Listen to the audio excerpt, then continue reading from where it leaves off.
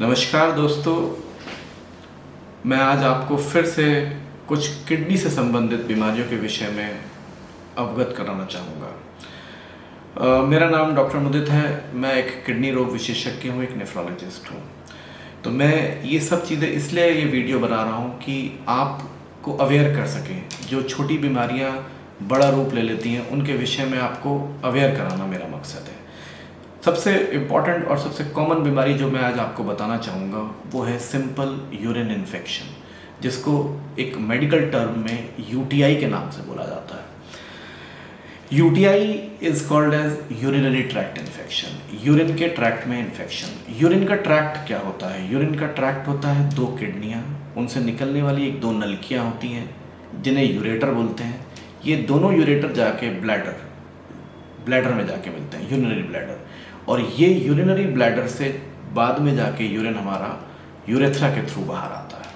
तो ये पूरा का पूरा एक यूरिनरी ट्रैक्ट है, यानी कि हमारा जो ब्लड साफ होके यूरिन किडनी में बना, यूरेटर में गया, यूरेटर से वो ब्लैडर में आया और ब्लैडर से यूरेथ्रा के रास्ते बाहर आता है। तो इसमें कहीं भी इस पूरे रास्ते में इन्फेक्शन हो जाता है तो उसको यूरिनरी ट्रैक्ट इन्फेक्शन कहते हैं, यूटीआई कहते हैं या यूरिन इन्फेक्शन कहते हैं कॉमन भाषा में। इसकी कॉमनली जो पेशेंट्स जिन लोगों को ये होती है बीमारी, वो उनकी प्रेजेंटेशन क्या होती है, वो किस प्रकार से आते हैं हमारे पास आम तौर पे।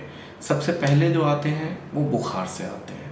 उनको बुखार आ रहा होता है, कभी कभी बुखार हल्का होता है, यानी कि 100 डिग्री सेंटीग्रेड 100 डिग्री फ़ारेनहाइट से नीचे होता है, और कभी कभी वो ज़्यादा होता है। कभी कभी वो कपकपी के साथ भी आता है, जिसके हम fever with chills and rigors बोलते हैं। दूसरा जो कॉमन सिम्टम लोगों में होता है वो बर्निंग मिक्चुरेशन, जिसे डिस्यूरिया भी बोलते हैं। बर्निंग मिक्चुरेशन का मतलब पेशाब में जलन होना। जब भी यूरिन करने जाते हैं तो पेशाब में काफ़ी जलन होती है, तकलीफ होती है। तीसरा कॉमन सिम्टम जो देखने को मिलता है वो है बार बार यूरिन का आना। यूरिन की फ्रीक्वेंसी बढ़ जाती है। आप हर 10-15 मिनट में यूरिन करने की अर्ज होती है। यूरिन ज़्यादा आता नहीं है लेकिन बार बार अर्ज होने लगती है। ये एक बहुत ही कॉमन सिम्टम्स देखे जाते हैं। लेकिन कभी कभी ये यूरिन का इन्फेक्शन नीचे से, यानी कि यूरेथ्रा और ब्लैडर से ऊपर आ जाता है किडनी तक, तब काफ़ी प्रॉब्लम होने लगती है। जैसे कि पेट में दर्द, पेट में खास तौर से दोनों साइड्स पे दर्द होता है। बायलेटरल फ्लैंक, यानी कि हमारे जो फ्लैंक होते हैं, यानी कि साइड में जो पेट का हिस्सा होता है उसमें दर्द होने लगता है। वॉमिटिंग भी काफ़ी आती है। तो ये 3-4 फीचर्स ऐसे देखे जाते हैं जब यूरिन का इन्फेक्शन ऊपर आ जाता है। पेट में दर्द आना, वॉमिटिंग आना, बुखार आना, ज़्यादा तेज बुखार आना। कभी कभी तो ये मामूली यूरिन इन्फेक्शन अपने आप ही ठीक हो जाता है, कभी कभी हमें दवाइयाँ भी लेनी पड़ती हैं, और कभी कभी ये एक बहुत विकराल रूप ले लेता है जिसको यूरोसेप्सिस कहते हैं। ये ब्लड में चला जाता है, बीपी लो हो जाता है, काफ़ी मुश्किल हो जाती है।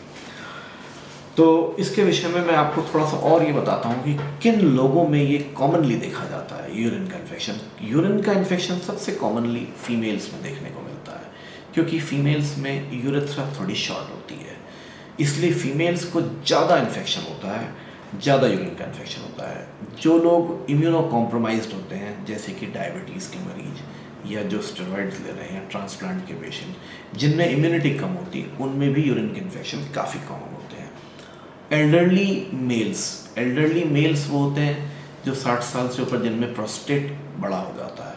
तो प्रोस्टेट के बड़े होने से पेशाब के रास्ते में रुकावट आती है, उनमें भी काफ़ी यूरिन के इन्फेक्शन देखे जाते हैं। बच्चों में भी कुछ केसेस में यूरिन के इन्फेक्शन बहुत देखे जाते हैं, जिसको हम वेजाइकोयूरेट्रिक रिफ्लक्स भी बोलते हैं, जिसमें एक कंजेनाइटल यानी कि पैदाइशी एक एबनॉर्मेलिटी होती है कि पेशाब पीछे उछल के जाता है, जिसकी वजह से वो इन्फेक्टेड हो जाता है। सबसे इम्पॉर्टेंट बात जो मैं यहाँ पे जोर देना चाहूँगा कि पेशाब के रास्ते में पूरे जो ट्रैक्ट, जिसको मैं अभी आपको जिक्र किया यूरिनरी ट्रैक्ट, इसमें कहीं पे भी रुकावट यदि आती है, कोई ऑब्स्ट्रक्शन आता है, तो यूरिन बहुत जल्दी इन्फेक्टेड हो जाता है। तो स्टोन्स की कहीं पे भी प्रेजेंस हो, यानी कि यूरेटर से लेकर के ये यूरेथ्रा में कहीं पे भी अगर यूरिनरी ट्रैक्ट में स्टोन या कोई स्ट्रक्चर आ जाए तो उसमें भी इन्फेक्शन होने की संभावनाएं काफ़ी बढ़ जाती है। कोमॉर्बिडिटीज़ उन्हें बोलते हैं जो कुछ दूसरी बीमारियां जिन लोगों को हैं उनमें ये यूरिन के इन्फेक्शन कॉमनली देखे जाते हैं। तो सबसे बड़ी कोमॉर्बिडिटी तो डायबिटीज़ है। डायबिटीज़ वालों में बहुत जल्दी ये यूरिन के इन्फेक्शन होते हैं। दूसरा, जिनके अंदर स्टोन्स हैं, कुछ लोगों में कंजेनाइटल प्रॉब्लम होती हैं, कंजेनाइटल जैसे कि पैदाइशी होती हैं, जैसे कि खानदानी बीमारियां होती हैं, पॉलीसिस्टिक किडनी डिसीज़ बोलते हैं, उसमें छोटे छोटे छाले बन जाते हैं, उनमें भी काफ़ी इन्फेक्शन होता है। और जो लोग अपने हाइजीन का ख्याल नहीं रखते, प्रेगनेंसी में भी यूरिन का इन्फेक्शन का बहुत रोल है, काफ़ी प्रेगनेंसी को अफेक्ट कर देता है यूरिन का इन्फेक्शन। तो ये मैंने आपको बहुत ऊपरी तौर से बताया है कि यूरिन का इन्फेक्शन कहाँ होता है, कैसे होता है, किस प्रकार से पेशेंट आते हैं, किन लोगों में ज़्यादा होते हैं, किन बीमारियों में चांसेस बढ़ जाते हैं। अब सबसे महत्वपूर्ण ये है कि इसमें इन्वेस्टिगेट कैसे, इसको पता कैसे लगाया जाए कि इस व्यक्ति को या इस पेशेंट को यूरिन का इन्फेक्शन। तो सबसे पहले उनके बेसिक टेस्ट होने चाहिए, जिसमें कि जो भी लोग इस प्रकार की बीमारियों से प्रेजेंट, जिस प्रकार के लक्षणों से आ रहे हैं, उनमें सबसे बेसिक टेस्ट होते हैं CBC, KFT और यूरिन रूटीन। यूरिन रूटीन में सबसे इम्पॉर्टेंट होता है पस सेल्स, जिसको काफ़ी कॉमनली WBCs भी बोलते हैं, पस सेल्स, ल्यूकोसाइट्स, ये सारे एक सिंपल डिपस्टिक टेस्ट है, उससे पता लग जाता है।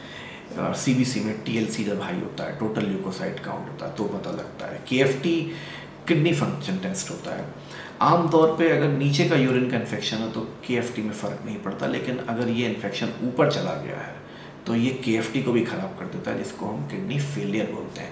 और मैं दोस्तों फिर से ये एम्फसाइज करूँगा, ये वो किडनी फेलियर का कारण है जिसका ट्रीटमेंट होने से कंप्लीट रिकवरी हो जाती है और एटलीस्ट नियर कंप्लीट रिकवरी हो पाती है। तो ये बेसिक टेस्ट है CBC, KFT, यूरिन रूटीन। और सबसे इम्पॉर्टेंट टेस्ट जो हम डायग्नोसिस में हेल्प करता है वो होता है यूरिन का कल्चर। यूरिन कल्चर सेंसिटिविटी तुरंत और जल्दी से जल्दी भेजना चाहिए। उसके बाद एक इम्पॉर्टेंट टेस्ट है जिसे अल्ट्रासाउंड एब्डोमेन बोलते हैं। हमारे लिए तो KU भी इम्पॉर्टेंट है, जिसमें कि किडनी, यूरेटर और ब्लैडर को देखा जाता है, कोई रुकावट है या किडनी में सूजन आ रही है या कोई स्टोन है, कोई भी बीमारी हो वो उसमें पता लगती है। कई बार ये इन्फेक्शन मुश्किल हो पाते हैं, तो फर्दर ऊपर देखने के लिए कि ज़्यादा ऊपर फैला है कि नहीं फैला, तो उसके लिए हमें CT स्कैन भी कराना पड़ता है, जिसको बोलते हैं प्लेन CT KUB या नॉन कंट्रास्ट CT KUB। तो CT स्कैन भी काफ़ी हेल्पफुल होता है इस बीमारी में। तो ये 3, 4, 5 टेस्टों से हम काफ़ी हद तक 90% यूरिन के इन्फेक्शन के केसेस को पकड़ पाते हैं। उसके बाद दोस्तों ये आता है कि इसका इलाज कैसे होना चाहिए। इसका इलाज सबसे पहली और सबसे इम्पॉर्टेंट बात मैं ये कहूँगा कि यूरिन के इन्फेक्शन को कभी लाइटली नहीं लेना चाहिए, और ये भी नहीं कहूँगा कि उसके कुछ पैनिक होना चाहिए। बट हाँ, अगर किसी को यूरिन का इन्फेक्शन हो रहा है जो सिंपल लक्षणों से आ रहा है, बार बार यूरिन का आना, यूरिन पेट के ऊपर वाले हिस्से में दर्द होना या साइड में दर्द होना, तो इसको लाइटली ना लेके एक बेसिक सिंपल टेस्ट करवाएं, किसी क्वालिफाइड फिजिशियन को या नेफ्रोलॉजिस्ट को, किसी को भी दिखाएं और वो बेसिक टेस्ट करवाएं उनके, और ये डायग्नोसिस बनाया जाए। और उसके बाद सबसे इम्पॉर्टेंट होता है इसमें एंटीबायोटिक्स का रोल। एंटीबायोटिक्स ज़्यादातर ये बैक्टीरियल इन्फेक्शन होते हैं, तो सिंपल एंटीबायोटिक जैसे ओरल एंटीबायोटिक्स कहते हैं, उससे भी काफ़ी बढ़िया रिलीफ आ जाता है। कभी कभी ये हमें कोशिश ये करनी चाहिए कि हम एंटीबायोटिक स्टार्ट करें उससे पहले ही हमें कल्चर की रिपोर्ट ले लेनी चाहिए, तो उससे, और या फिर हम एंटीबायोटिक स्टार्ट करें और साथ ही साथ कल्चर के लिए भेज दें। तो कल्चर की रिपोर्ट के बेसिस पे हम ये डिसाइड कर पाते हैं कि कौन सा एंटीबायोटिक, किस एंटीबायोटिक से सबसे ज़्यादा फ़ायदा होगा, और फिर इस एंटीबायोटिक को देना चाहिए, एक सर्टेन ड्यूरेशन तक देना चाहिए, क्योंकि ये भी देखा जाता है कि यूरिन के इन्फेक्शन में रिकरेंस हो जाती है, बार बार आने लगता है। तो कोशिश ये करनी चाहिए कि एक सर्टेन ड्यूरेशन तक, यानी कि 2 हफ्ते 4 हफ्ते लिया जाए अच्छे से एंटीबायोटिक, जिससे कि रिकरेंस ना हो, दोबारा ना आए। ये एंटीबायोटिक का रोल है। दूसरी बात, कभी जब बहुत ज़्यादा सीवियर इन्फेक्शन हो, जैसे पाइलोनेफ्राइटिस जिसको बोलते हैं, जब किडनी में ऊपर आ जाए, तो हमें इंजेक्टेबल एंटीबायोटिक्स यानी कि IV इंजेक्शन के थ्रू एंटीबायोटिक देने चाहिए। बेहतर तो यही होता है कि हॉस्पिटल में एडमिट होकर ये एंटीबायोटिक्स लगवाए जाएं और किसी क्वालिफाइड फिजिशियन या नेफ्रोलॉजिस्ट के निरीक्षण में आप रहें, जिससे कि डे टू डे प्रोग्रेस पता लगती रहे कि क्या हो रहा है। तो ये इंजेक्टेबल एंटीबायोटिक्स देने चाहिए, और इनका भी चयन जो हम चूज़ करेंगे वो हम यूरिन कल्चर के ऊपर काफ़ी निर्भर करता है। तो और ये है। दूसरा, उसके बाद अगर कोई स्टोन वगैरह निकल के आता है तो उसका ऑपरेशन करना पड़ता है, जिसमें कि स्टेंट डालने पड़ते हैं, कई बार रास्ते को खाली करना पड़ता है, क्लियर करना पड़ता है। जब तक हम रास्ता क्लियर नहीं करेंगे, हम कितने भी एंटीबायोटिक दे दें उसमें रिजल्ट अच्छा नहीं आएगा। और अगर किसी को पॉलीसिस्टिक किडनी डिसीज़ है तो सिस्ट के इन्फेक्शन के लिए बार बार हमें ध्यान रखना पड़ता है। जो पेशेंट ट्रांसप्लांट करवा चुके हैं उनमें यूरिन का इन्फेक्शन काफ़ी सीरियस हो जाता है, तो कई सारे बैक्टीरिया के अलावा वायरस, फंगस, उनका भी ध्यान रखना पड़ता है। तो आम तौर पे ये बीमारियां देखी जाती हैं तो ये बैक्टीरिया की वजह से होती हैं। कई बार ये वायरसेस भी होते हैं, बहुत रेयर केसेस। ये ज़्यादातर वायरस जो लोग ट्रांसप्लांट वाले पे उनमें होते हैं। फंगल इन्फेक्शन भी हो सकता है, जो लोग रिपीटेडली यूरिन के इन्फेक्शन के लिए एंटीबायोटिक ले रहे हैं उनमें बाद में फंगल इन्फेक्शन भी हो जाता है, इसको फंगल यूटीआई बोलते हैं। कुछ लोगों में ये यूरिन के इन्फेक्शन एंटीबायोटिक के बाद भी ठीक नहीं होते, तो लॉन्ग टर्म फॉलो करने के बाद पता लगता है इनको यूरिन के इन्फेक्शन की टीबी हो चुकी है। वो टीबी, इसको जीयूटीबी बोलते हैं, जेनेटो यूरिनरी ट्यूबरकुलोसिस। तो उसमें टीबी की दवाई का काफ़ी बड़ा रोल है। और इसमें सबसे इम्पॉर्टेंट मैं ये भी बताऊंगा कि जिन लोगों का किडनी का फंक्शन थोड़ा सा पहले से ख़राब चल रहा है, तो एक माइल्ड सा इन्फेक्शन भी एकदम से यूरिया क्रिएटिनिन बढ़ा देगा, तो घबराने की बात नहीं है। सही टाइम पे इलाज मिले, सही से एंटीबायोटिक मिले तो डेफिनेटली यूरिन का इन्फेक्शन कंट्रोल होने के बाद किडनी का फंक्शन जितना था उतना आ जाएगा या उससे बेहतर हो जाएगा। कभी कभी ये भी हो जाता है कि किडनी का फंक्शन इतना ख़राब हो जाता है कि हमें 1-2-4 बार डायलिसिस भी करने पड़ जाते हैं, तो घबराने की बात नहीं है। ये एक्यूट शटडाउन होता है किडनी का, आमतौर पे ये रिकवर कर जाता है।